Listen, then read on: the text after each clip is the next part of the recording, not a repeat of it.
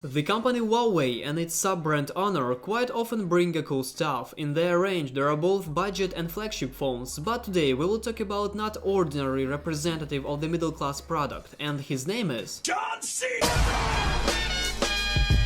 Okay, that's actually Honor Play, a gaming smartphone. So ring the bell, referee. The match starts with appearance. Smartphone's body is made of anodized aluminum. Take a look, that black device can be easily soiled and get dirty. In turn, from my own experience, dirt is much less visible on red and pink samples. Design of the back doesn't seem to carry anything new for us. It has already familiar dual camera module like in iPhone and a fingerprint reader, but thanks to its vertical inscriptions that we remember from other Huawei devices, the back has some special flavor. As we are still in 2018 though, you will definitely notice a notch. However, I'm glad that you can hide it in settings. There are proximity and light sensors in here with LED indicator and speaker. As for the chin, in Honor Play it has an important role, Kirin brand's logo. The screen occupies 89% of the front panel. It is 6.3-inch IPS with Full HD Plus resolution. The frame is relatively thin so that the smartphone doesn't feel huge despite the large display. The colors of the screen are not too saturated. It's still a long way till the level of AMOLED panels, but if you like LCD screens, you'll be happy with it. In settings, you can change the color reproduction and adjust gamma to your needs. There is also an eye protection mode that creates much warmer hue. It can be turned on and off at certain time, for example at night. The maximum brightness actually hurts the experience. In the sun, you'll find it quite difficult to see something on the screen. In contrast, the minimum scale is much better. Everything is clear in the dark and safe to your eyes. We didn't notice a strong fading in colors while tilting the device, except a slight loss in brightness. You can switch between Full HD Plus and HD Plus by means of software. In theory, it allows you to increase the speed of the system and improve the battery life while cutting the picture's quality. But in practice, it's hard to say that phone discharges slower. The camera in Honor Play, frankly speaking, is not a delight. It is modern, has two lenses, but it doesn't add any big advantage to our smartphone. The first module is for 16 megapixels with f2.2 aperture, the second one has 2 megapixels and is used only to blur the background. We'll look into a portrait mode a bit later. Now let's talk about the main camera. During the day the phone can take pleasant but not perfect photos. The dynamic range is narrow and I'd love to see more details in the picture. It is expected that at night the quality is even worse. Technically it is possible to get a decent picture, but it's really difficult. I promised something about the portrait mode. The photos come out to be pretty clear with almost no flaws. At first I was excited about the artificial intelligence in the camera, however now I feel rather frustrated. Photos turn out to be too oversaturated and I was just happy that it is easy to turn AI off, not only at the camera app screen but even in the gallery on taken photos. What's with selfies? This camera has 16 megapixels and f2.0 aperture. The details are nothing to speak of. The dynamic range is also not as wide as expected. A portrait mode is included, but